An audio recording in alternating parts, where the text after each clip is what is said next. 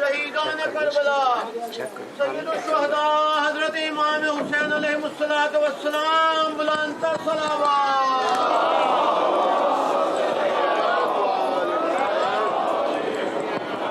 برائے بلندی اسلام و تعمیر جنت البقیع و برائے خشنودی صابرہ و شاکرہ عابدہ و زاہدہ طاہرہ و مطہرہ راضیہ و مرضیہ صدیقۃ الکبریٰ سیدہ و مظلومہ حضرت فاطمہ الزہرا و ثانی زہرا عالمہ غیر معلمہ شریکۃ الحسین عقیل ابن ہاشم حضرت زینب سلام اللہ علیہا بلند تر صلوات.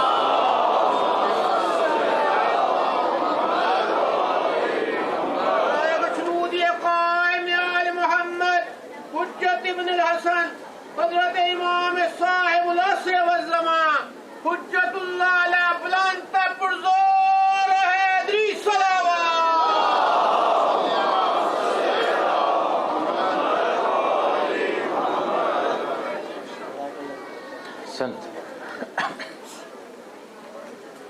رحم الله من قرأ الفاتحة.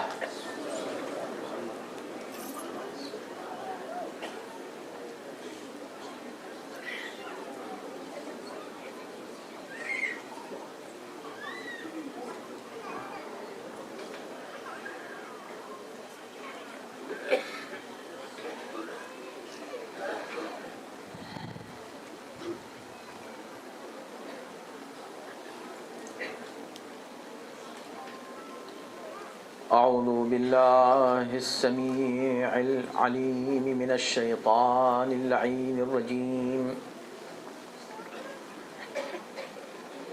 بسم الله الرحمن الرحيم. الحمد لله رب العالمين والصلاة والسلام على أشرف الأنبياء والمرسلين خاتم النبيين رحمة للعالمين سيدنا ونبينا وشفيع ذنوبنا وطبيب نفوسنا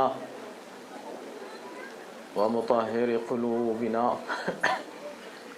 مولانا أبي القاسم محمد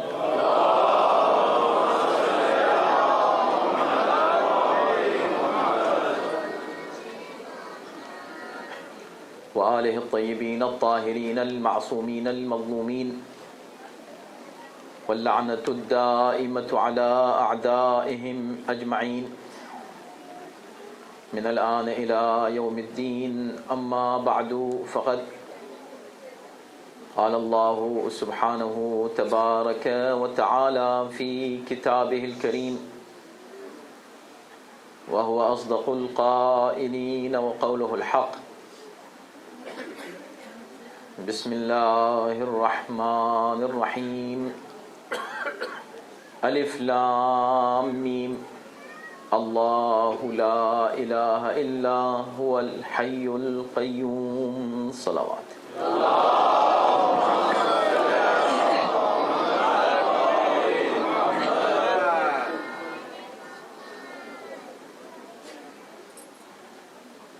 سورہ مبارکہ آل عمران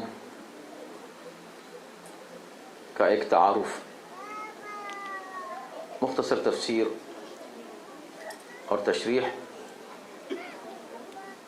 یہ ہمارا موضوع ہے، اور اس پر ہم کافی آیات پر ابھی تک گفتگو کر چکے ہیں.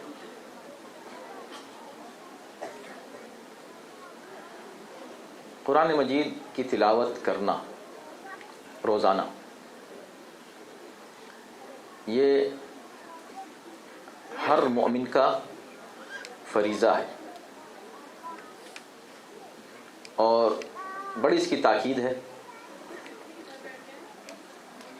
مخصوصاً اہل بیت نے اس سلسلے میں بہت سخت تاکید فرمائی ہے اپنے چاہنے والے اور ماننے والوں کو کہ وہ کوئی دن ایسا نہ جانے دیں جس میں قرآن کی تلاوت سے وہ محروم رہیں. ہر دن، ہر روز. اور یہ چیز لازم اور ضروری اس لیے بھی ہے کہ قرآن اگر اہل بیت کے ماننے والے نہیں پڑھیں گے تو کون پڑھے گا؟ یعنی اصل حق کس کو ہے قرآن پڑھنے کا؟ قرآن اور اہل بیت یہ دو ایسے ساتھی ہیں کہ جس کے لیے خود پیغمبر نے فرمایا کہ نہیں یفترقا، یہ کبھی ایک دوسرے سے جدا نہیں ہوں گے۔ تو جہاں اہل بیت ہوں گے وہاں قرآن ہوگا، جہاں قرآن ہوگا وہاں اہل بیت ہوں گے۔ علی مع الحق والحق مع علی، جہاں حق ہوتا ہے وہاں علی ہوتے ہیں۔ علی مع القرآن والقرآن مع علی، جہاں علی ہوتے ہیں وہاں قرآن ہوتا ہے، جہاں قرآن ہوتا ہے وہاں علی ہوتے ہیں۔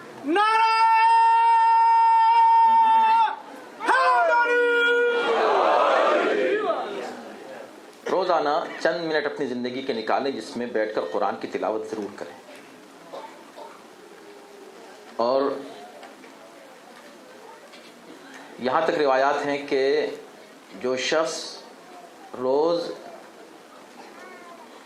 روزانہ 50 آیتیں نہ پڑھے وہ ہمارا ماننے والا نہیں ہے، یہ اہل بیت نے فرمایا۔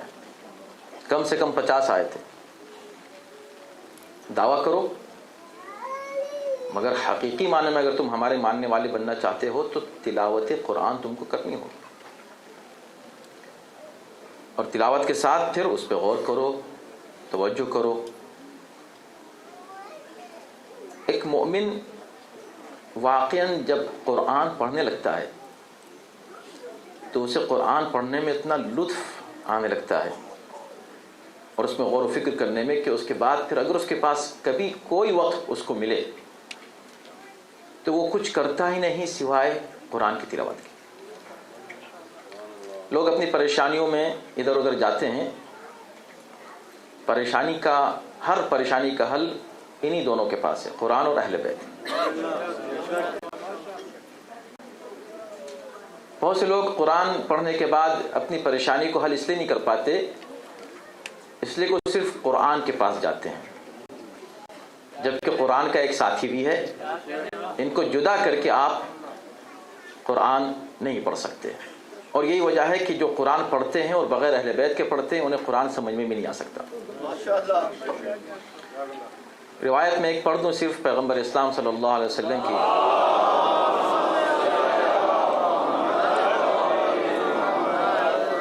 تاکہ ہم اس میں سیریس رہیں اور ہمیں جانیں، اور خاص طور پر ان ممالک میں جہاں ہم رہتے ہیں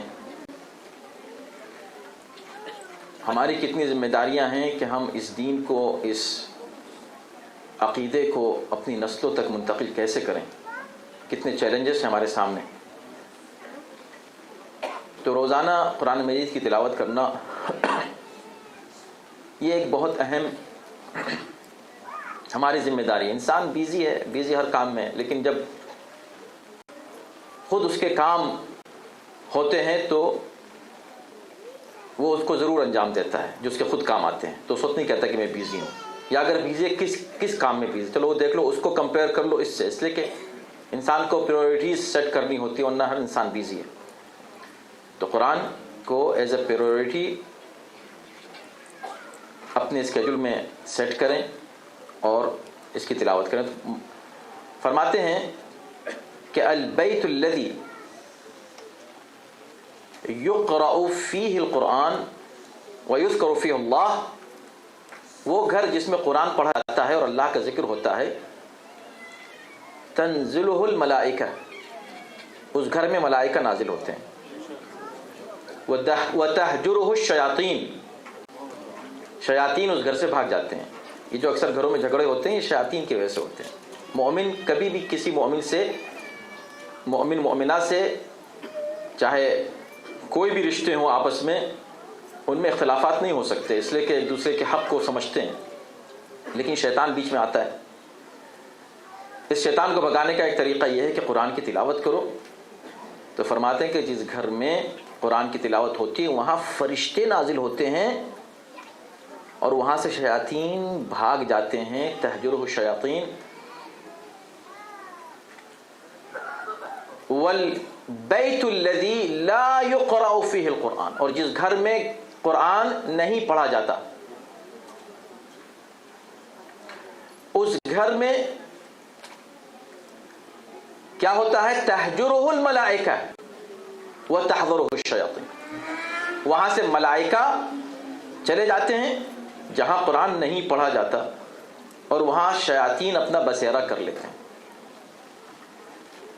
تو ایک بات تو پتہ چلی کہ فرشتوں کو اگر بلانا ہے تو اس کی دو ہی صورتیں ہیں، دو ہی موقع پر فرشتے نازل ہوتے ہیں۔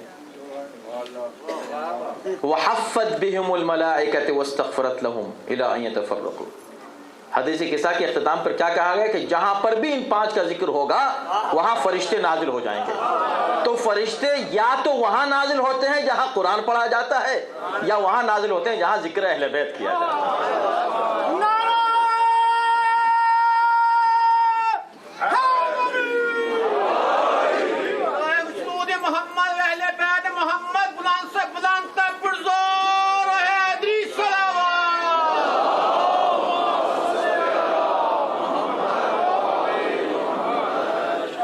ہر کام کے لیے آپ کے اپنے خود رزق و روزی کے لیے، برکتوں کے لیے اس کا تجربہ کر کے دیکھیں، روزانہ 5 منٹ، اور اگر پوری فیملی مل کے بیٹھے تو اس سے بہتر کوئی بات ہی نہیں ہے۔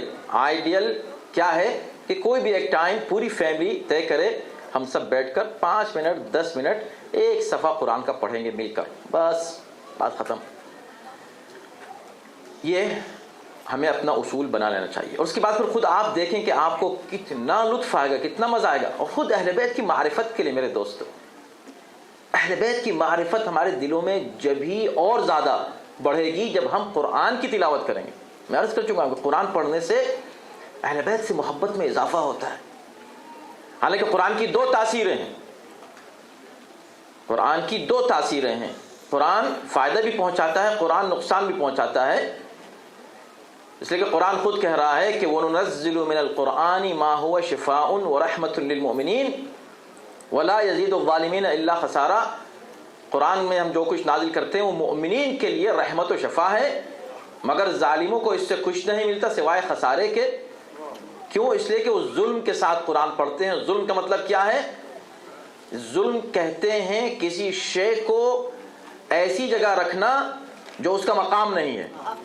تو جب شے کو غیر مقام پر رکھنا ظلم ہے، تو جنہیں خدا نے مقام دیا ہے اگر اس مقام سے کوئی ہٹانے کی کوشش کرے، یہ کتنا بڑا ظلم ہوگا۔ اس ظلم کے ساتھ اگر کوئی قرآن پڑھتا ہے تو لا یزید الظالمین الا خسارا، خسارے کے سوا اس کو کچھ نہیں ملے گا۔ تو اس کا مطلب یہ ہوا کہ اصل تو قرآن ہمارے لیے ہے، ہم کو پڑھنا چاہیے قرآن۔ یہ مت سوچے قرآن ہم قرآن ہم تو ذکر اہل بیت کریں گے۔ ارے قرآن بھی تو ذکر اہل بیت ہے، فرق یہ ہے کہ جو آپ کرتے ہیں وہ آپ کے اپنے قصیدے ہیں یا اللہ کا قصیدہ ہے۔ کون سا بہتر ہے؟ ہم جو اہل بیت کی شان میں کوئی تعریف کریں وہ بہتر ہے، یا جو خدا کرے تعریف وہ بہتر ہے؟ ایک صاحب پوچھنے لگے کہ تعریف اس دنیا میں سب سے زیادہ کس کی ہوتی ہے؟ ہم نے کہا سب سے زیادہ حضرت علی کی ہوتی ہے، علی سے بڑھ کے کسی کی تعریف نہیں۔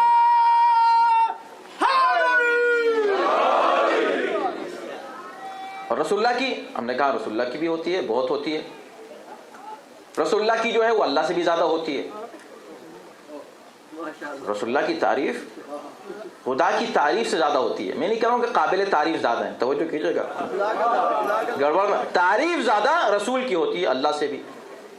ارے رسول اللہ کو کتنے لوگ مانتے ہیں خالی مسلمان، اور اللہ کو تو ہر مذہب کا انسان مانتا ہے، چاہے وہ گاڈ کہے، چاہے ایشور کہے، چاہے اور کوئی نام دے، لیکن مانتے سب اسی ایک خالق کو ہیں، تو اس کی تعریف تو پوری دنیا کر رہی ہے۔ رسول اللہ کو صرف مسلمان مانتے ہیں، صرف وہ ان کی تعریف کرتے ہیں۔ ہم نے کہا اس کے باوجود بھی اس کائنات میں یہ پوری کائنات اللہ کی تسبیح کرتی ہے۔ ان من شیء الا یسبح بحمدہ، کائنات میں کوئی ایسی شے نہیں ہے جو اللہ کی تسبیح نہ کرتی ہو، مگر اس کے باوجود اصل تعریف، سب سے زیادہ جو تعریف ہے وہ خاتم النبیین کی ہے۔ کیوں؟ اس لیے کہ اللہ کی تعریف کرنے والوں میں پوری کائنات، تمام انبیاء، تمام ملائکہ، خاتم النبیین خود اللہ کی تعریف کرنے والوں میں، لیکن سوچے کہ جس کی تعریف کرنے والوں میں اللہ شامل ہو، اس کی تعریف زیادہ ہوگی، یا جس کی تعریف رسول اللہ کر رہے ہو اس کی تعریف زیادہ ہوگی؟ تو اللہ کی تعریف کرتے ہیں رسول، رسول کی تعریف کرتا ہے اللہ. تو میں یہ نہیں کہہ رہا ہوں کہ قابل تعریف یہ زیادہ ہے، نہیں، قابل تعریف وہی زیادہ ہے، مگر تعریف ان کی اس لیے زیادہ ہوتی ہے کہ اللہ تعریف کرنے والوں میں شامل ہے. تو آپ سوچیں کہ اس کی تعریف کتنی ہوگی جس کی تعریف کرنے والوں میں اللہ بھی شامل ہو اور رسول بھی شامل ہو. اس کی تعریف کون کر سکتا ہے؟ ان اللہ وملائکتہ یصلون علی النبی یا ایھا الذین آمنوا صلوا علیہ وسلموا تسلیما.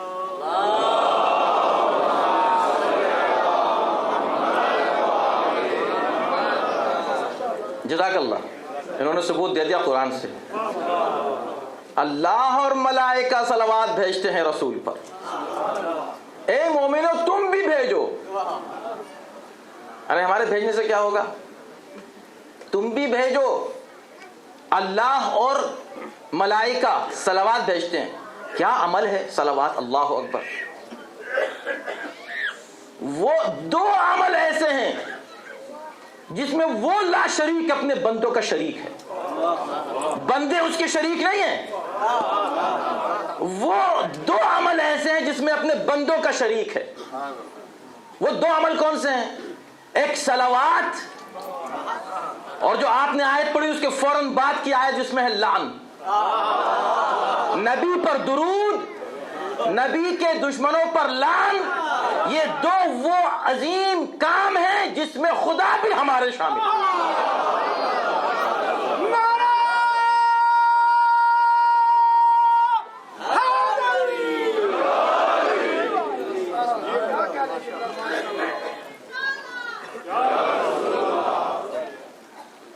پریشان نہ ہوا کریں. یہ سبحان اللہ کہنا، اس میں کوئی آپ کو پریشانی ہوتی ہے زبان سے کہنے میں؟ دیکھیں بہت سے لوگ اعتراض کرتے ہیں، ابھی پڑھنے مجلس پڑھیں. بھائی سیمینار الگ ہے، کانفرنس الگ ہے، اس کو اس طرح رہنے دیں. مجلس کا ایک ماحول ہے. کیوں ماحول ہے؟ اس لیے کہ اس مجلس میں ذکر ہم کرنے آئے ہیں. جب ہم ذکر کرنے آئے ہیں تو یہ مت سمجھے کہ صرف ایک مولانا ہے جو ذاکر ہیں. آپ سب ذاکر ہیں.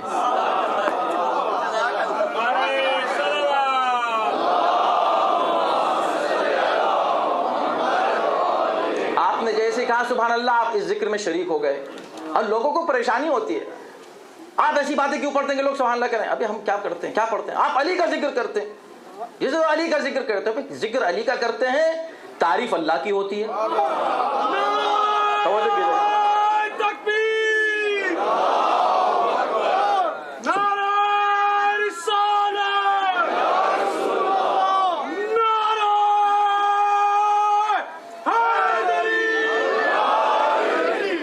سبحان اللہ کیا ہے؟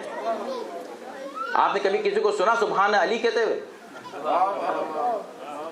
جیسے ہی علی کی کوئی فضیلت سامنے آئی، مجمع نے کیا کہا؟ سبحان اللہ. ارے علی کہتے ہی اس کو ہیں کہ جس کے ذکر سے اللہ کے ذکر میں اضافہ ہوتا ہے.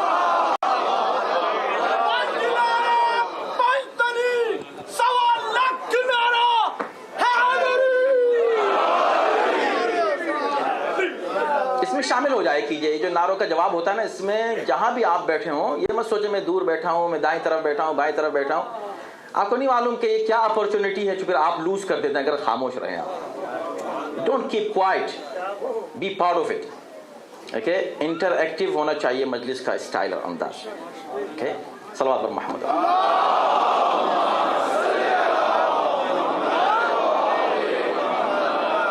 ارے بھائی ہم پہ اعتراض کر دو سبحان اللہ کا. سبحان اللہ تو سنت الہی ہے.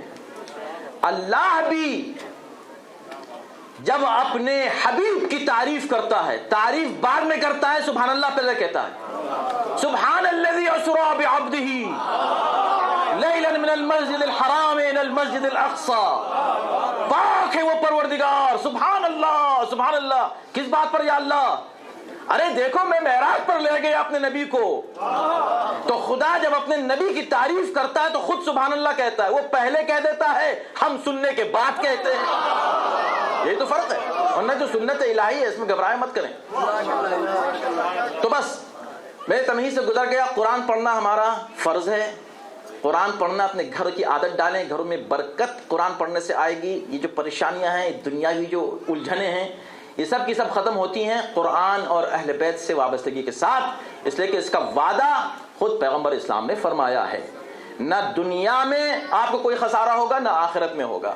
امتحانات کی منزل سے انسان گزرتا ہے، وہ ایک الگ مسئلہ ہے، اس میں مگر صبر اور سکون حاصل ہوگا، کتنی ہی مشکلیں کیوں نہ ہوں، اگر انسان وابستہ رہے قرآن اور اہل بیت سے۔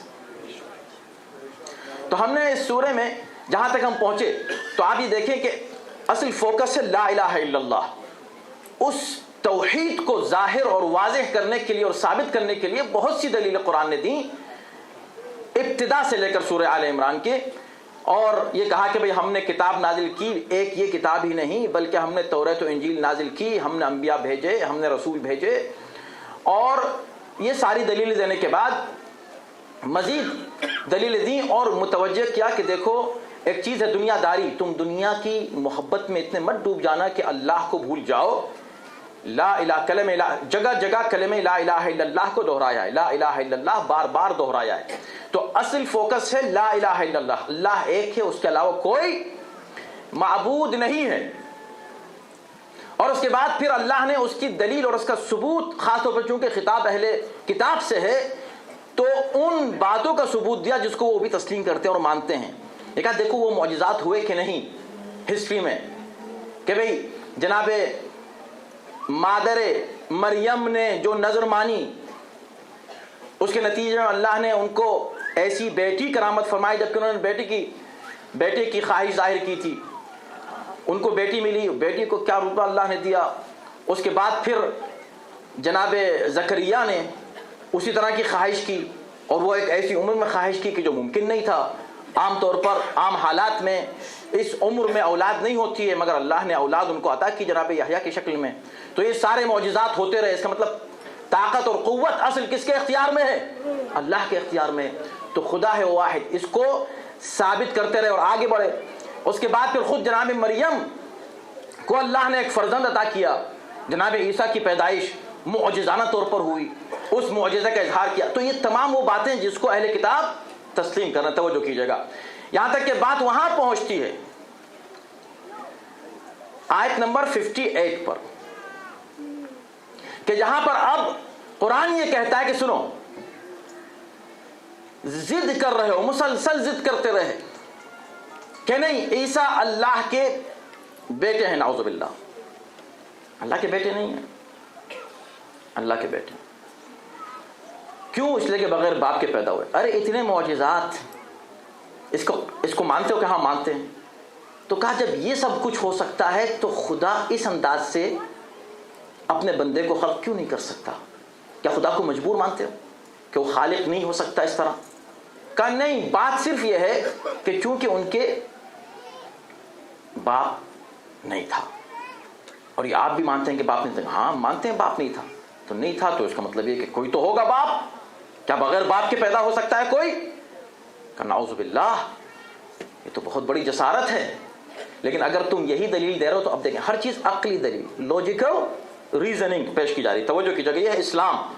افسوس کی بات ہے کہ اس انداز سے اسلام کو آج دنیا میں پیش نہیں کیا جاتا، کسی اور طریقے سے کوئی اور رخ ہے، کوئی اور تصویر ہے جو اسلام کی پیش کرنے کی کوشش کی جا رہی ہے۔ اسلام یہ ہے کہ مخالفین سے اس انداز سے گفتگو کی جا رہی ہے۔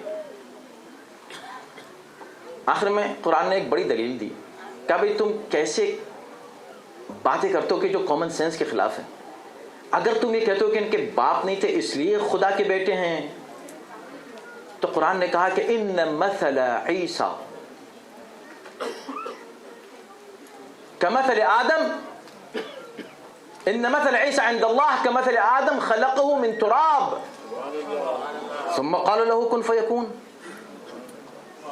ارے اگر ان کے باپ نہیں تھے اس لیے اللہ کے بیٹے ہیں، نعوذ باللہ، تو پھر تو آدم بے درجے اولا، اس لیے کہ نہ ان کے باپ تھے نہ ماں، لیکن ان کی تخلیق ایسے ہی ہے جیسے آدم کی تخلیق، جیسے آدم کو بغیر ماں باپ کے خدا خلق کر سکتا ہے، عیسیٰ کو بھی بغیر ماں باپ کے خلق کر سکتا ہے. بتاؤ اس کا کیا تمہارے پاس جواب ہے؟ کہا اس کا جواب یہ کہ ہم تو نہیں مانتے. یہ اس کا جواب ہے. اب قرآن اس قصے کو محفوظ کر رہا ہے قرآن میں، اور مسلمانوں سے کہتا تم بھی پڑھو. یا اللہ ہم کیوں پڑھیں؟ تو اہل کتاب کا مسئلہ ہے، وہ پڑھیں کہ نہیں تم پڑھو، تاکہ تم ایسی باتیں نہ کرنے لگو کہ جتنی دلیلیں دیں یہ دلیل مانو، ہم تو اس کو نہیں مانتے، اچھا یہ مان لو، یہ والی نہیں مانتے، یہ مان لو، یہ نہیں مانتے. اچھا اس کا کیا جواب ہے؟ اس کا جواب تو کچھ نہیں ہے، تو پھر مان لو کہ نہیں مانتے نہیں ہیں. تم ایسا مت کرنا کہ دلائل آتے جائیں اور نہ مانو. اب جب کوئی دلیل نہ مانی، توجہ یہ سنیے، یہ پوری دنیا سنے، ہر مذہب کا انسان اس بات کو سنے. جب کوئی دلیل نہ مانی عیسائیوں نے، تو اس موقع پر پھر قرآن نے کیا کیا، اسلام نے کیا کیا، پیغمبر نے کیا کیا. یہ عیسائی کون تھے؟ آج جو عیسائی کہتے ہیں نا کہ اسلام تلوار سے پھیلا، افسوس کی بات ہے اگر وہ یہ بات کہیں تو. عیسائی واحد وہ گروہ ہے جس کے خلاف اسلام نے تلوار نہیں اٹھائی. اسلام نے، مسلمانوں کی بات نہیں کر رہا ہوں بھائی، اسلام کو مسلمانوں کو ذرا الگ رکھا کرو. یہ جو کچھ لوگ آج کر رہے ہیں یہ اسلام نہیں ہے، اس لیے کہ یہ لوگ اسلام نہیں ہیں. افراد سے اسلام کو نہ پہچانو، اسلام سے افراد کو پہچانو. اور اگر تمہیں یہی ضد ہے کہ تم افراد سے اسلام کو پہچاننا چاہتے ہو تو ان کو دیکھو، ان سے اسلام کو پہچانو جو واقعی خود اسلام تھے. اور خود اسلام کون تھے؟ ان کا تعارف اس آیت میں کیا جا رہا ہے. اس کے بعد کی آیت میں وہ لوگ تھے جو مباہلے میں لائے گئے تھے، یہ اسلام تھے. اور میں پورے دعوے سے کہہ رہا ہوں، پوری انسانیت سے، تمام انسانوں سے میں واقعاً کہہ رہا ہوں، ان مسلمانوں کی غلطیوں کو دیکھ کر اسلام کو بلیم نہ کرو. اگر واقعی تم کسی کو دیکھ کر اسلام کو بلیم کرنا چاہتے ہو تو آؤ علی میں کوئی کمی دکھاؤ. اگر علی میں کوئی کمی نظر آئے، علی کی کمی نہیں ہوگی، اسلام کی کمی مانوں گا. حسین میں کوئی کمی دکھاؤ، اگر حسین میں کوئی کمی نظر آئے تو اسلام کی کمی مانی جائے گی. اس لیے اللہ نے اسلام کا رہبر ان کو بنایا جن کی عصمت کی گواہی اور ضمانت خود اس نے لی. میں گواہ ہوں اور میں ذمہ دار ہوں کہ ان سے غلطی نہیں ہوگی، اور نہیں ہوئی. آ جاؤ دیکھ لو. اگر تم افراد سے سمجھنا چاہتے ہو کہ افراد کون ہیں تو پھر یہ مت دیکھو کہ یہ انہوں نے کیا کیا، انہوں نے کیا کیا. یہ دیکھو کہ علی نے کیا کیا، حسن نے کیا کیا، حسین نے کیا کیا. کیوں؟ اس لیے کہ یہی صرف یہ وہ لوگ ہیں. دعویٰ کر رہا ہوں ان کے علاوہ کوئی عالم اسلام میں ایسی شخصیت نہیں ہے جس کے بارے میں خود پیغمبر نے یہ فرمایا کہ یہ مومن نہیں. تم مومن، تم مومن، تم مومن، مگر یہ مومن نہیں. یہ کون ہے؟ برز الایمان کلہ، یہ کل ایمان ہے، یہ کل کے کل ایمان ہے، اسلام ہے، دین ہے، قرآن ہے، کعبہ ہے. اسلام یہی ہے، دین یہی ہے، سب کچھ یہی ہے، یہی ہے. تو اگر اچھا چلیں، جب دین یہی ہے، اسلام یہی ہے، علی اسلام ہے نا، برز الایمان کلہ، پورا ایمان آیا ہے، پورا ایمان آ رہا ہے مقابلے پر. کس کے؟ پورے کفر کے. وہ تو پورا کفر کب ہے؟ پہلی بار آیا ہے مقابلے پر. تو چلے یہ تو کل ایمان ہے، وہ کل کفر کیسے ہو گیا؟ وہ تو ایک بار آیا ہے، بلکہ پہلی اور آخری مرتبہ آیا ہے، بعد میں علی نے اس کو آنے کا موقع ہی نہیں دیا ہے. تو وہ کیسے کل کفر ہو گیا؟ کہا بھائی تعرف الاشیاء باضدادھا، چیزیں ضد سے پہچانی جاتی ہیں. جب کہہ دیا کہ یہ کل ایمان ہے، اب جو بھی کل ایمان کے مقابلے پر آئے گا وہ کل کفر ہی ہوگا.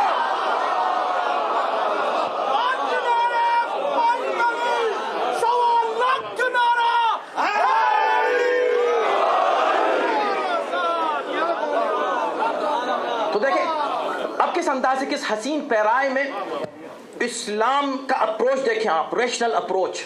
اللہ اکبر. اسلام نے کہا ٹھیک ہے تم نہیں مانتے، پہلے آپ وہ سرکمسٹنسز جو تھے ان پر غور کریں، توجہ کریں کہ کن حالات میں یہ مباہلہ ہوا ہے، کن حالات میں یہ بحث ہو رہی ہے. یہ ساری آیت مباہلے سے پہلے کی نازل ہوئی آیات ہیں. یعنی نصارہ نجران، سورہ آل عمران کی ساری آیتیں جو آج تک ہم نے پڑھی یہ اسی موقع پر نازل ہوئی، ان کو کنونس کرنے کے لیے کہ بھئی دیکھو Jesus is not son of God. یہ بات ان کو کنونس کرنا ہے. نہیں مانے. کس موقع پر؟ 10 ہجری میں. 10 ہجری کیا ہے؟ 10 ہجری اسلامی حکومت کی پیک ہے. پورا عربین پیننسولا اور اس کے بھی آگے کے علاقے سب مسلمان ہو چکے ہیں، کافر ہے ہی نہیں. اس زمانے میں نجران ایک علاقہ تھا، وہاں کچھ عیسائی رہتے تھے. ان کو دعوت دی پیغمبر نے کہ بھی تم بھی اسلام قبول کر لو. وہ چلے آئے مدینے نبی سے ڈیبیٹ کرنے کے لیے. نبی نے کہا بالکل ضرور آؤ. لاجیکل ڈیبیٹ ہونی چاہیے، ایکیڈیمک ڈیبیٹ ہونی چاہیے، ہمیں واقعاً علمی طور پر گفتگو کرنی چاہیے، ضرور آؤ. ان ڈیبیٹ ہوئی، مختصر سے تھے. نہیں مانے.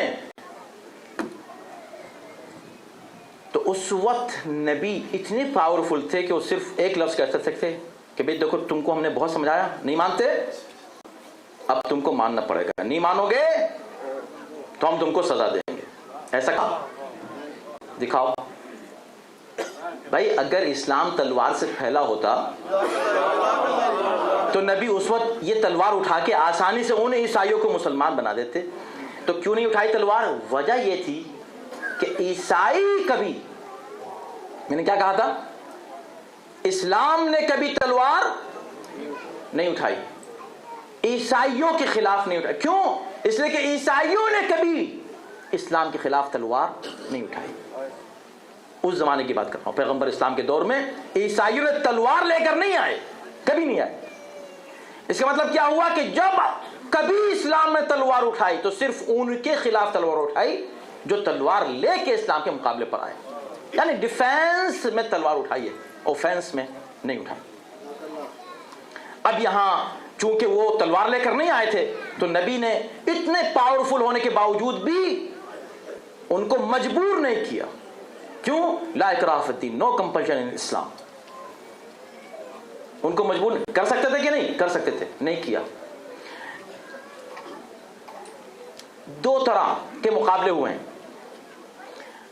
تلواروں کا مقابلہ کبھی اسلام نے تلوار کے مقابلے کے لیے چیلنج نہیں کیا کہ آؤ اگر تم نہیں مانتے ہماری بات ہم تم کو مار ڈالیں گے، ختم کر دیں گے، قتل کر دیں گے. ایسا کہیں نہیں ہوا. لوگوں نے آ کر حملہ کیا، اسلام نے دفاع کیا، اسلام کو وکٹری ملی، کہیں پر تکلیفیں بھی ہوئیں. مگر ایک موقع ایسا ہے جہاں اسلام مقابلے کے لیے بلاتا ہے. وہ کون سا موقع ہے کہ جب بات یہاں تک پہنچی کہ بھئی اتنا بھی ہم اب کامن سینس تمہارے سامنے رکھ رہے ہیں، چلو اتنی علمی دلیلیں دے دیں، عقلی دلیلیں دے دیں، روحانی دلیلیں دے دیں، ساری دلیلیں، تم کوئی دلیل کوئی ایویڈنس ماننے کو تیار نہیں ہو تو یہ تم مان لو نا کہ تمہاری یہ بات بالکل درست نہیں ہے کہ باپ نہیں تھے لہذا یہ باپ ہیں. اگر باپ نہیں تھے تو آدم کے تو کوئی بھی باپ نہیں تھا، ماں بھی نہیں تھی. وہ کیوں نہیں فرزند خدا ہیں؟ نعوذ باللہ. وہ کیوں نہیں ہے؟ مانو. کہا ہم تو نہیں مانتے. کہا نہیں مانتے تو پھر سنو، اب ہم تم کو ایک اور چیز کی طرف بلاتے ہیں، اور یہ پیغمبر نے نہیں کہا، اللہ نے کہا قل فمن حاجک فیہ، جو جناب جو تم سے ضد کرے، کٹ حجتی کرے، فیہ من بعد ما، ایک لفظ پر غور کریں، من بعد ما جاءک من العلم، علم آنے کے بعد، نالج کے بعد. اتنی نالج کی باتیں ہو گئیں، ایکیڈیمک ڈسکشن ہو چکا، اس کے بعد بھی یہ کیا کر رہے ہیں؟ حاجکا، یہ تم سے کٹ حجتی کر رہے ہیں، ضد کر رہے ہیں. فقل، تو اب تم ان سے کیا کہہ دو؟ کیا کہہ دو؟ تم کو مار ڈالیں گے، ختم کر دیں گے، قتل کر دیں گے، نکال دیں گے باہر؟ کچھ نہیں. فقل تعالوا ندعو ابناءنا وأبناءكم ونساءنا ونساءكم وأنفسنا وأنفسكم ثم نبتهل فنجعل لعنت اللہ علی الکاذبین. اب ان سے کہتے ہو کہ ٹھیک ہے اب سنو، تم یہ کہتے ہو کہ تم صحیح ہو اور بڑے خود کو روحانی مانتے ہو، روحانیت پر تم کو بڑا اپنا بھروسہ ہے، اعتماد ہے، بلکہ افتخار ہے، تو آؤ ہم اور تم دونوں دیکھیں کہ خدا کس کی سنتا ہے، ہماری یا تمہاری. چلو تم اپنے بچوں کو لے کر آؤ،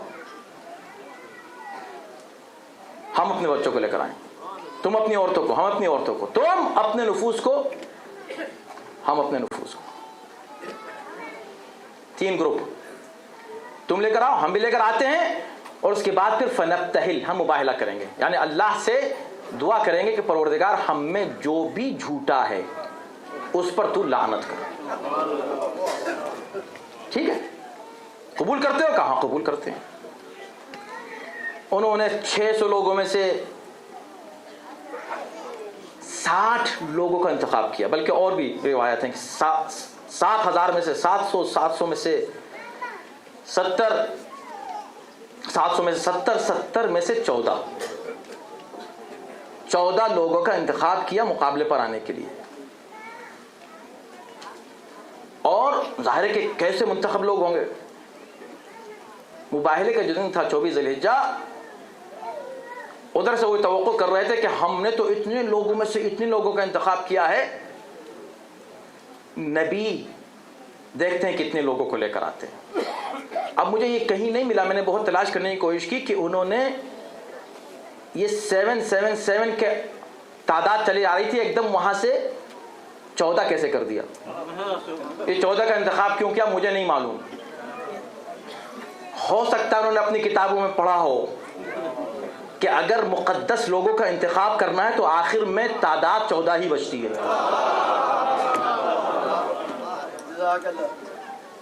اب وہ آ تو گئے، اب انتظار یہ کہ دیکھیں ادھر سے کتنے آتے ہیں. ادھر سے بھی 14 ہی تھے.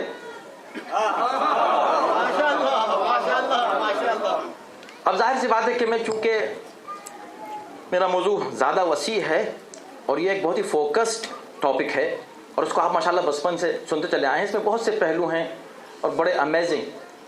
آپ دیکھیں کہ اب یہ مباہلہ ہوا، اس میں کوئی ایک قطرے خون نہیں، کوئی اس طرح کا کوئی وائلنس نہیں، کوئی اوفینس نہیں، کوئی کچھ نہیں. بہت ہی پیسفلی یہ ڈیبیٹ ہوئی، اسپرچول کانٹیسٹ، اور اس کا ایک نتیجہ نکلا کہ انہوں نے جیسے ہی صبح دیکھا کہ پیغمبر کہہ تو رہے تھے کہ ہم اپنے بیٹوں کو لے کر آئیں گے، بیٹوں کو تو 20-25 تو ہوں گے، ہم اپنی عورتوں کو لے کر آئیں گے. نبی صرف اپنے گھر ہی کی عورتوں کو لے آئیں تو بہت ہو جائیں گی. عورتیں بھی 10, 20, 25, 50 تو ہوں گی. ہم اپنے نفوس کو لے کر، ہم اپنے خود آتے ہیں. تو وہ لوگ بھی کتنے لوگ ہوں گے. اب جو دیکھا کہ صرف 5 افراد.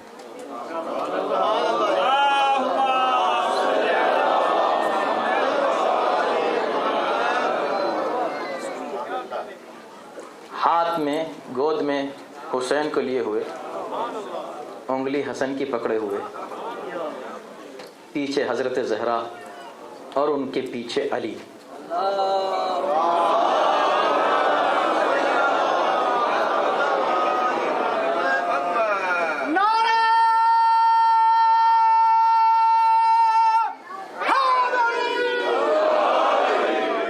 یعنی پیغمبر نے آیت کی ترتیب تک نہیں بدلی.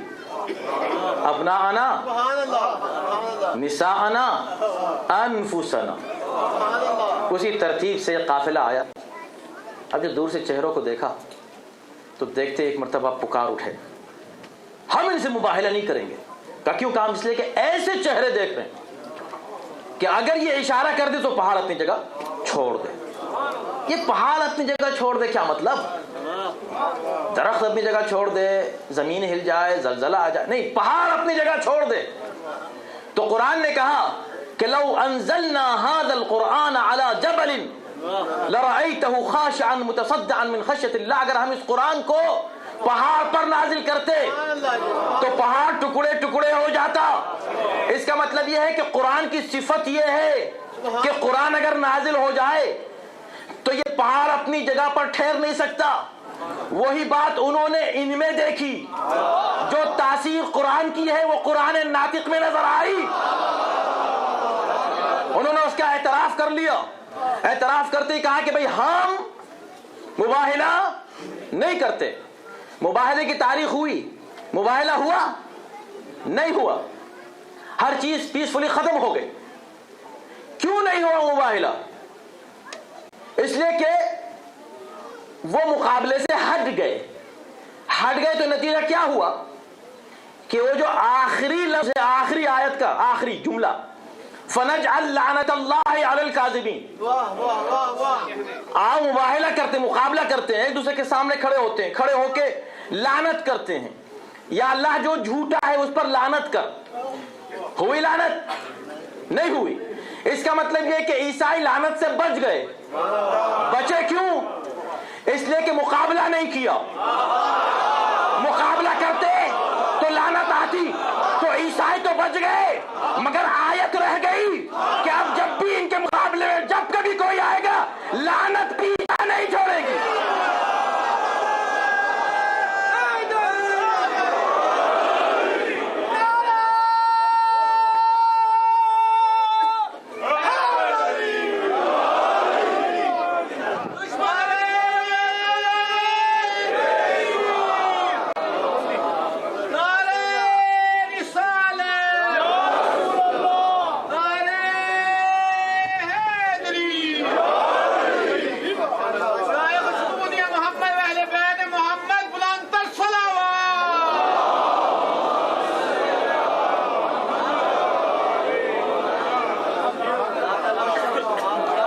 پیچھا نہیں چھوڑے گی لعنت.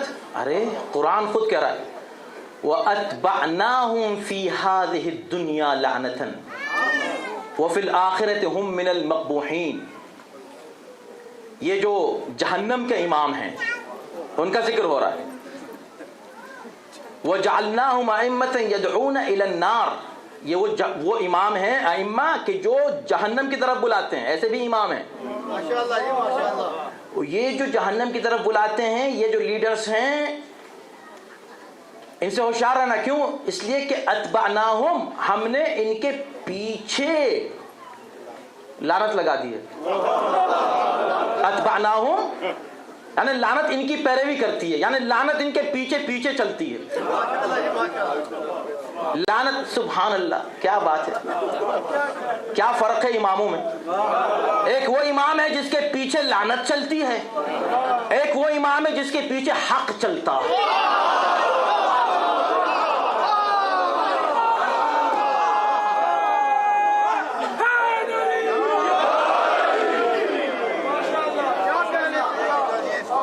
ایک امام ہے جس کے پیچھے لعنتوں کی ایک فوج چل رہی ہے. ایک امام وہ ہے کہ جو حق کے پیچھے نہیں، حق اس کے پیچھے چلتا ہے. حق اس کے پیچھے چلتا ہے. اب جو لعنت بننا چاہے ان کے پیچھے چلے، جو حق بننا چاہے ان کے پیچھے چلے. آپ کی مرضی.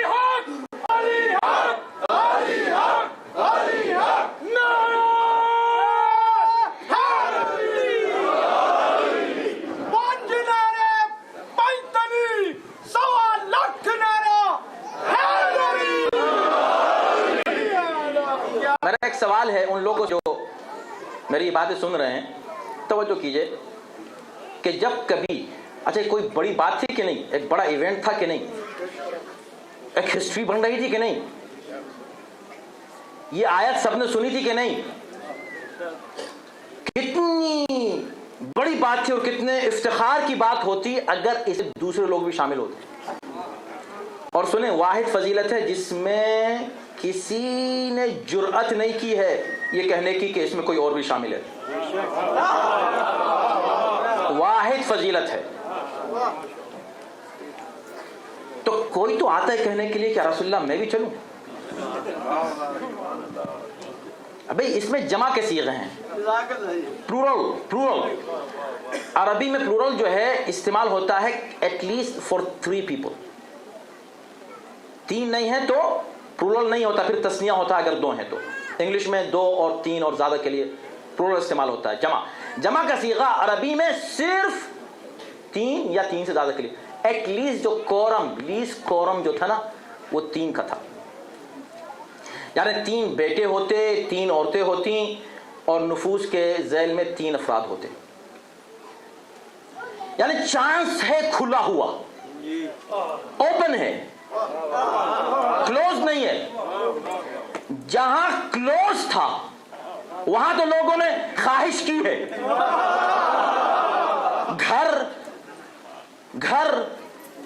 گھر کے اندر کمرے میں چادر, جو اتنا کلوز ڈور ہو اس فضیلت میں شامل ہونے کی. میں بھی آ جاؤں, یہ تو اوپن ہے, یہاں کہتی میں بھی آ جاؤں. کہا نہیں کہا. یہاں جنرل ہے, یعنی یہاں پر 300 بھی آ جاتے تو فائن از اوکے. ہر کیٹیگری میں 3000 بھی آ جاتے تو فائن, کیونکہ پلورل کا صیغہ ہے, کوئی حد نہیں. جہاں صرف ایک کا اعلان ہو رہا ہے, ایک کہ فضیلت ایک کو ملنے والی ہے.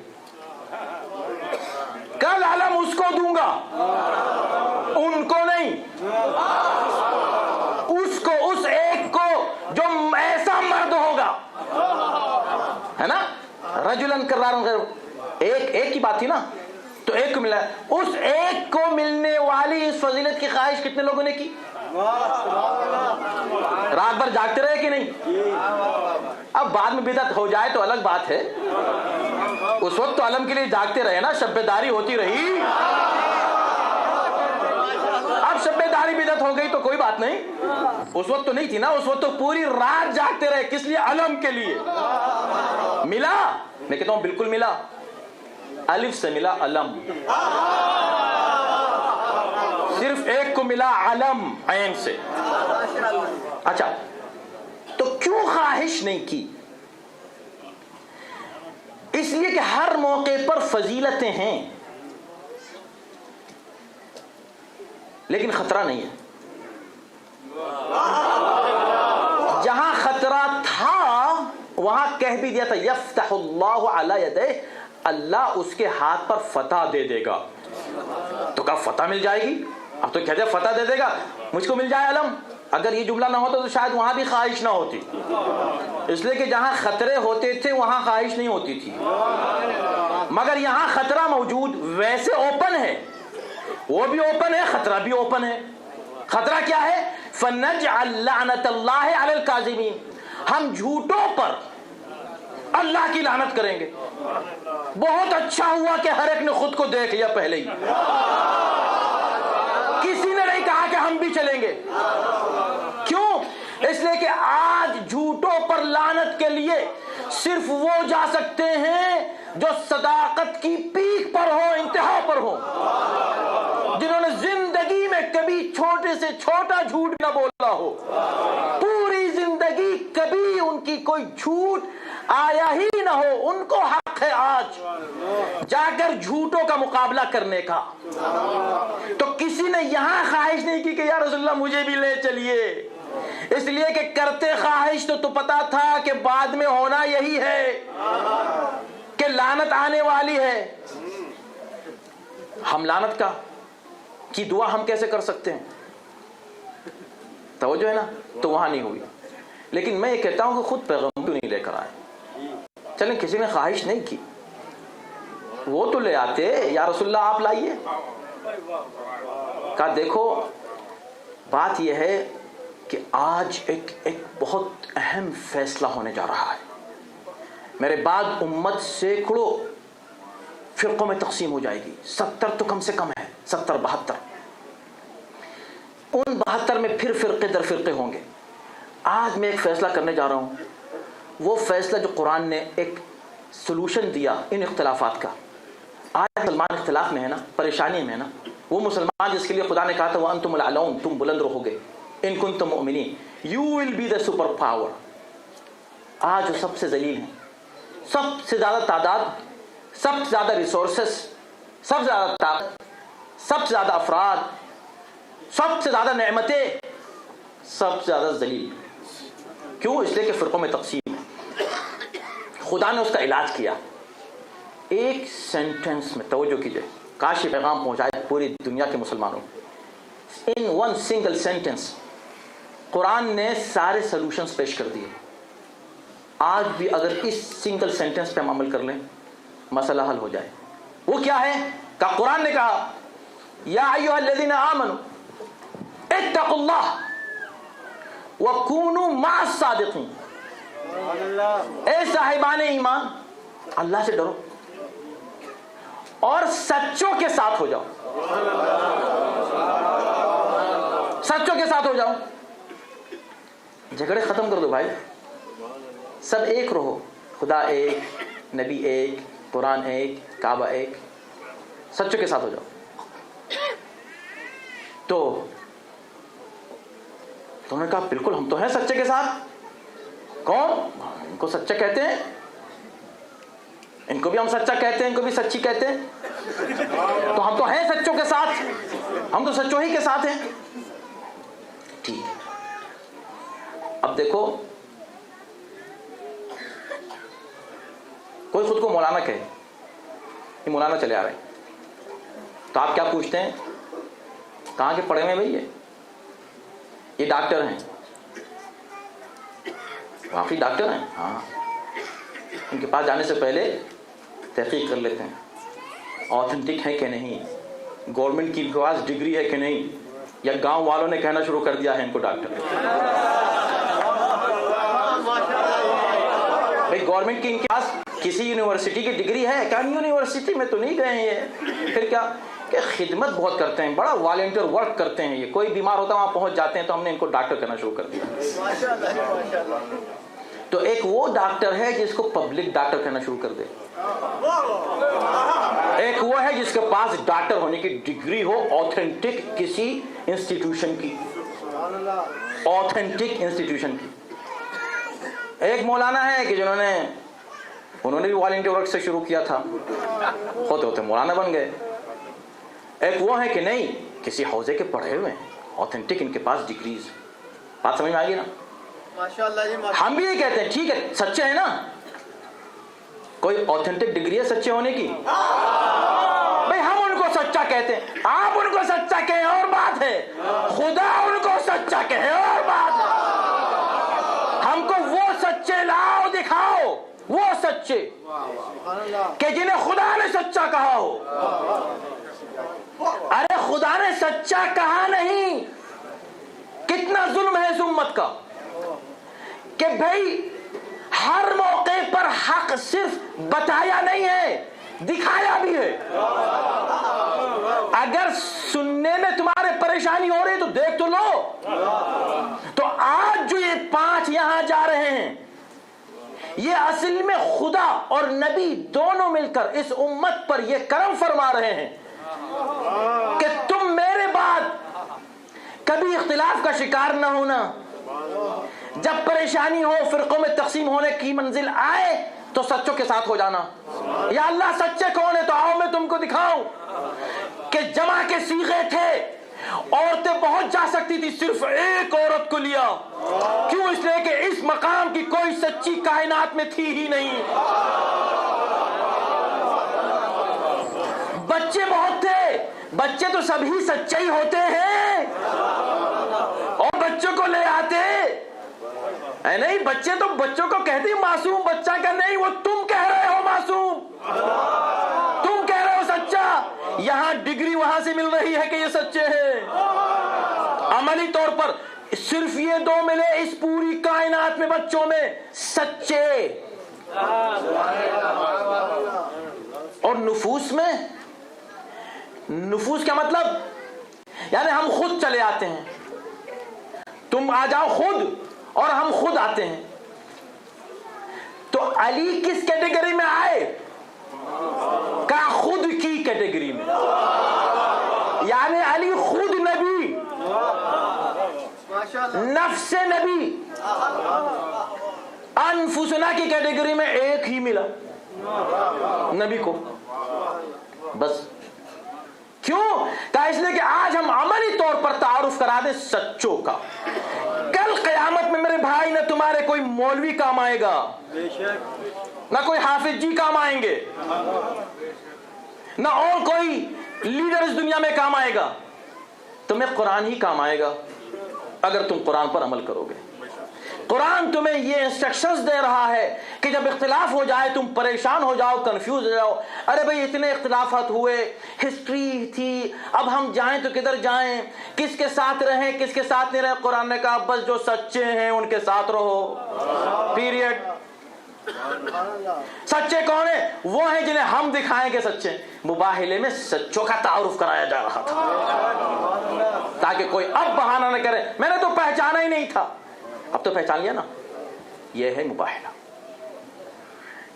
اور مباہلہ چونکہ آپ بچپن سے سنتے چلے آئے، ہر لفظ میں بے پناہ عظیم الشان نکات موجود ہیں، اور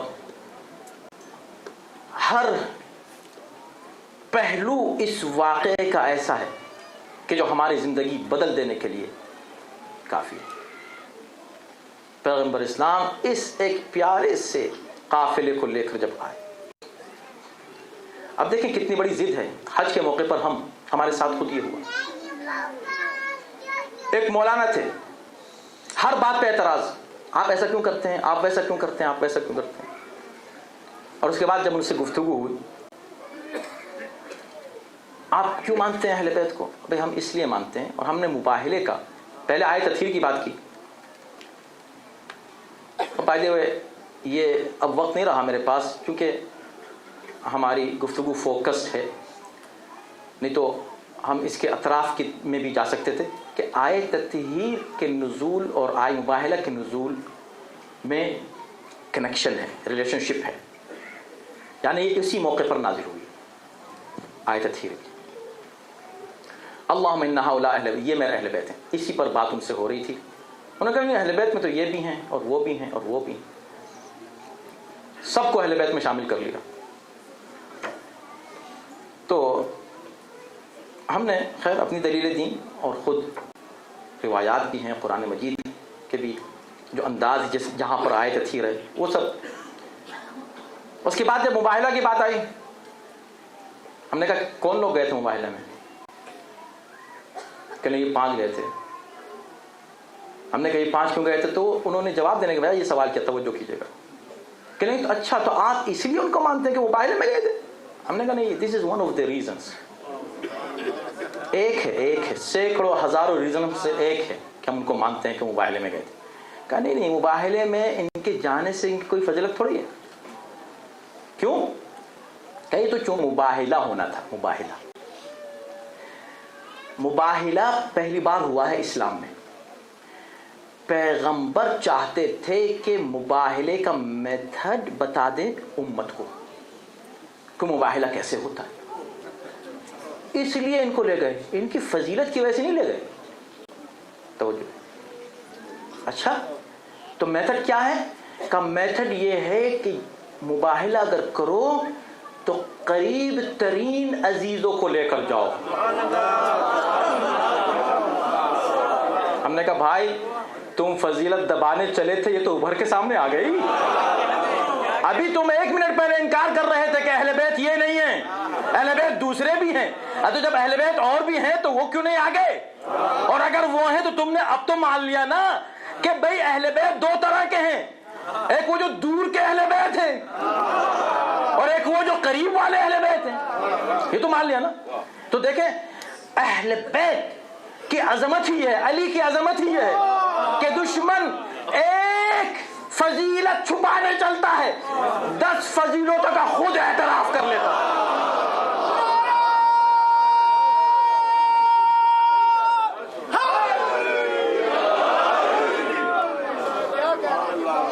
محترم میں یہیں پر روکوں گا، وقت ہو جاتا ہے، لیکن کوئی بات، میں نے آپ سے عرض کیا کہ میں نے ایک ایسا موضوع اختیار کیا کہ تاکہ بعد میں بھی عشر کے بعد بھی آپ اس کو کنٹینیو کریں. سورہ آل عمران کو کم سے کم پڑھیں.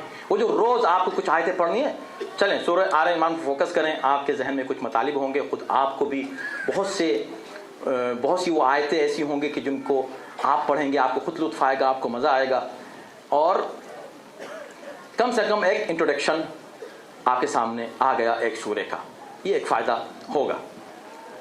اس کے آگے ہر آیت پر گفتگو ہو سکتی ہے. 200 آیتیں کہاں اور 10 مجلسیں کہاں، لیکن ہم نے کہا کہ چلے ہم کچھ نہ کچھ گفتگو کر سکیں. یہی گویا کہ ایک سعادت ہے. اور انشاءاللہ یہ دعا ہے کہ اللہ ہم سب کے علم و معرفت میں اضافہ فرمائے اور ہمیں توفیق دے کہ قرآن سے اور اہل بیت سے ہمیشہ ہم اور ہماری اولاد قیامت تک انشاءاللہ وابستہ رہے. کربلا کے میدان میں حسین جن کو بھی لے کر آئے، کوئی موقع کسی کو دیا نہیں ہے. میں اس دن عرض کر رہا تھا، کوئی کہہ سکتا تھا کہ ارے بچے تھے، چھوٹے بچے تھے، حسین کے ساتھ چلے آئے تھے، اگر نہ آتے تو شاید ان کی جان بچ جاتی. حسین لے آئے. امام حسین نے ہر بات کا انتظام خود کیا. اللہ جو آیا ہے اپنے شوق سے آیا ہے. جس عمر کا فرد ہے وہ اپنے شوق سے آیا، کوئی زور زبردستی نہیں. کوئی زور ہو سکتا کوئی یہ کہہ دیتا حسن کے انتقال کے بعد اپنے بھائی کے بچوں کی پرورش حسین نے خود کی ہے، چونکہ پرورش کر رہے تھے تو ان بچوں کو بھی ساتھ لے آئے. یتیم حسن ہے، نہ آتا تو شاید بچ جاتا. حسین نے اسی لیے شب عاشور سب کا نام لیا، یتیم حسن کا نام نہیں لیا. جب نام لینے لگے محضر شہادت سے، یہ شہید ہوں گے کل، یہ شہید ہوں گے کل، ہر شہید اس اپنا نام سن کے خوش ہوتا تھا. جب سارے نام لے چکے، ایک نوجوان ہے جس کا نام نہیں لیا گیا ہے، اور وہ ہے حسن کا لال قاسم. طلب کے ایک مرتبہ آقا کی بارگاہ میں آتا ہے روتا ہوا، چچا جان محضر شہادت میں میرا نام کیوں نہیں ہے؟ 13 سال کی عمر ہے، میرا نام کیوں نہیں ہے؟ اب حسین جواب دے سکتے ہیں، کوئی بھی جواب ہو سکتا ہے، مگر دنیا کو بتانا چاہتے ہیں دیکھو یہ میرا قاسم، اس کا جذبہ دیکھو، اس کا مقام دیکھو، اس کی منزل دیکھو، اس کا شوق شہادت دیکھو. کوئی یہ نہ کہہ دے کہ میں لے کر آیا تھا، یہ خود کی شان سے، کس شوق سے، کس جذبے کے ساتھ آیا ہے. اس کی زبان سے سننا چاہتے ہو میں سنواؤں گا. اور یہ کہہ کہ ایک مرتبہ کہا میرے لال پہلے تم یہ تو بتاؤ کہ تمہاری نظر میں موت کیسی ہے. آپ کو جانتے ہیں کہ بچوں کو مٹھاس پسند ہوتا ہے، سب سے زیادہ چیز جو پسند کرتے ہیں وہ میٹھا.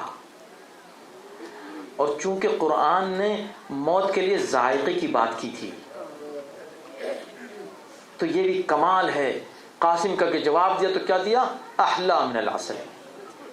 چچا جان میرے لیے یہ شہادت اور یہ موت شہد سے زیادہ شیرین ہے، شہد سے زیادہ میٹھی. اب اس سے زیادہ کیا بات کہہ سکتا ہے کوئی؟ شہد سے بھی زیادہ میٹھی.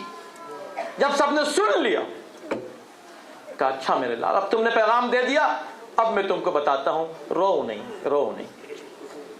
دیکھیں جو لوگ ہم سے کہتے ہیں روتے کیوں ہو، روتے کیوں؟ یہ جو گریہ ہے یہ شجاعت کا گریہ ہے، یہ شوق شہادت کا گریہ ہے. یہ وہ گریہ ہے جس کے لیے قاسم رو رہے تھے کہ جب ان کو پتہ چلا کہ وہ شہید نہیں ہونے والے ہیں یا ان کا نام نہیں ہے تو رو رہے تھے. مگر یہ گریہ مسکراہٹ میں تبدیل ہوا جب حسین نے کہا میرے لال یہ کیسے ممکن ہے کہ تمہارا نام نہ ہو؟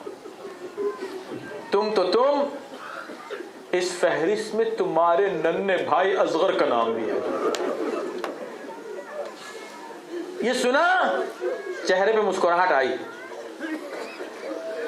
یہ مسکراہٹ لمحوں کی بھی نہیں تھی کہ ایک مرتبہ پھر ایک دوسری فکر لاحق ہو گئی, اور وہ پہلی فکر سے زیادہ تھی. پھر تڑپ کے کہا, مولا آپ نے کیا فرمایا؟ اصغر؟ آپ اصغر کی بات کر رہے ہیں؟ جی اصغر, وہ بھی شہید ہوگا. اب اصغر کی شہادت کی فکر نہیں ہے. جانتا ہے یہ نوجوان بنی ہاشم کا, بھائی شہادت تو ہمارا شیوا ہے, مگر جس شہید کی بات کی جا رہی ہے کہ وہ شہید ہوگا, وہ اتنا چھوٹا ہے کہ وہ گھٹنیوں چل کر بھی نہیں آ سکتا میدان میں. کہ آقا آپ نے کیا فرمایا؟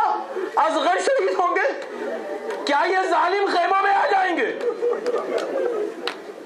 غیرت ہاشمی, کیا یہ ظالم خیموں میں آ جائیں گے؟ حسین نے کہا نہیں میرے لال, یہ خیموں میں تو نہیں آئیں گے, مگر تمہارا آقا اپنے ہاتھوں پر بلند کر کے لے کر جائے, پانی طلب کرے گا, تیرے سے شعبہ آئے گا, تمہارا بھائی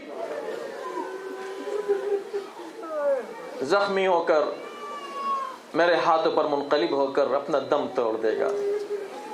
یہ بات سنی, مطمئن ہو گئے. مطمئن ہو گئے. مطمئن کس بات پر ہوئے؟ کہ ظالم خیموں میں نہیں آئے. یہ پیغام یقیناً ماں کو بھی پہنچا ہوگا کہ میرے لال نے یہ سوال کیا ہے. زینب کو بھی پتہ چلا ہوگا کہ قاسم نے یہ سوال کیا ہے اور حسین نے جواب دیا ہے.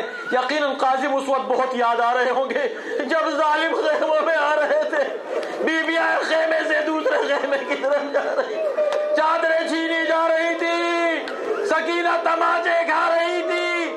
عجب نہیں جو مادر قاسم نے آواز دی, میرے لال آؤ تم کہاں ہو میرے غیرتدار بیٹے, آزادارو.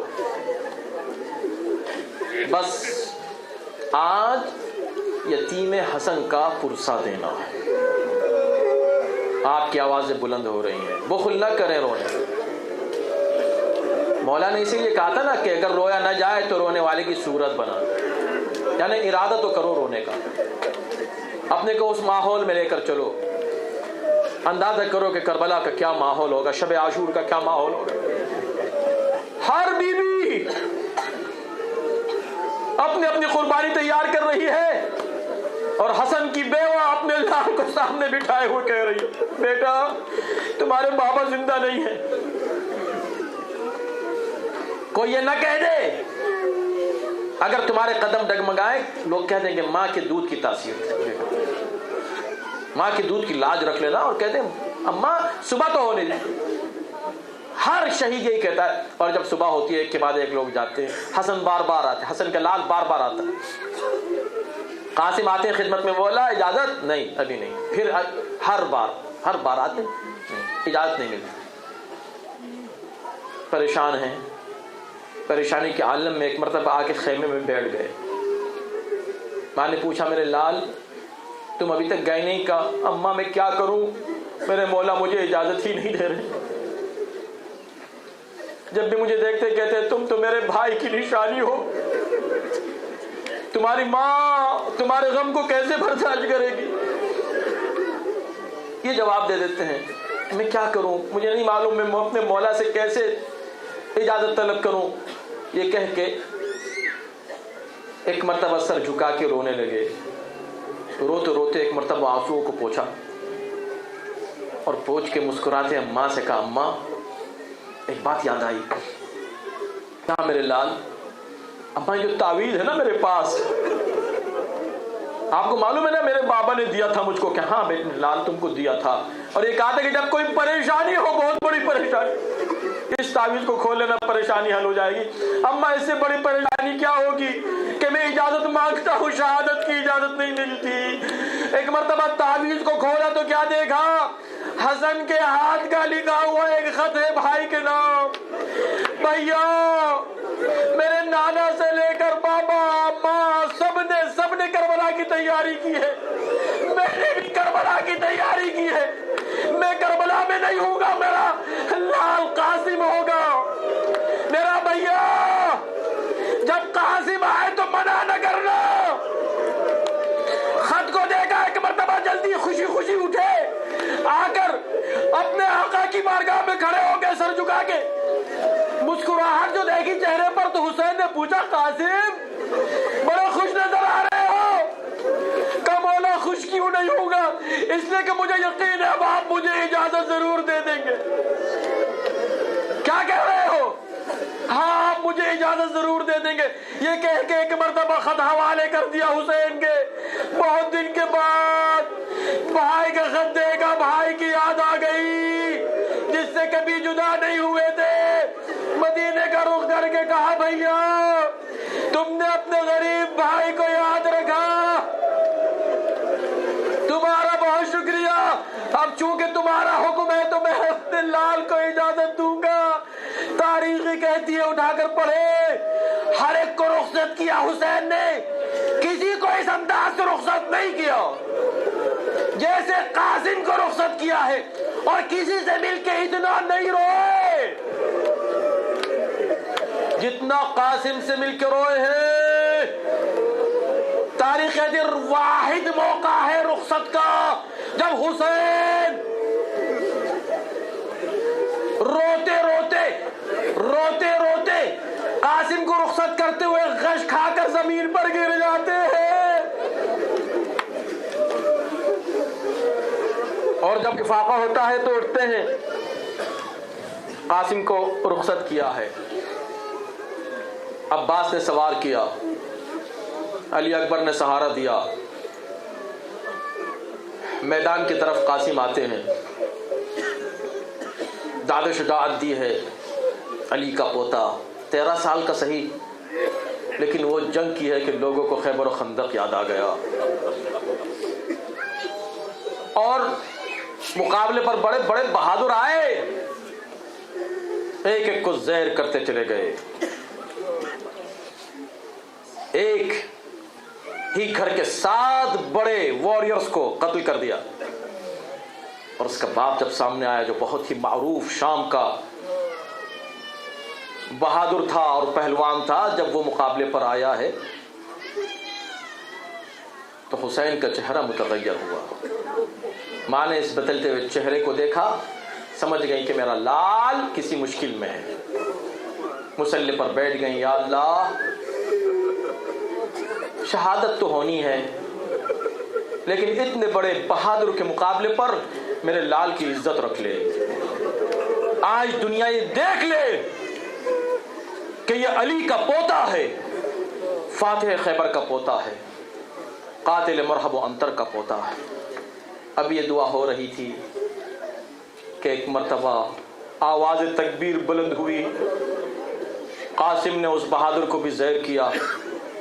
جب بات یہاں تک پہنچی تو ایک مرتبہ ہمارے ساتھ کہتا ہے اپنی فوج سے کہ اس جوان سے اس کی عمر مت دیکھو, یہ دیکھو یہ نوجوان ہے کون, اس کی رگوں میں کس کا خون دوڑ رہا ہے, اس سے اکیلے الگ الگ جنگ نہ کرو, سب مل کر اس پر حملہ کرو.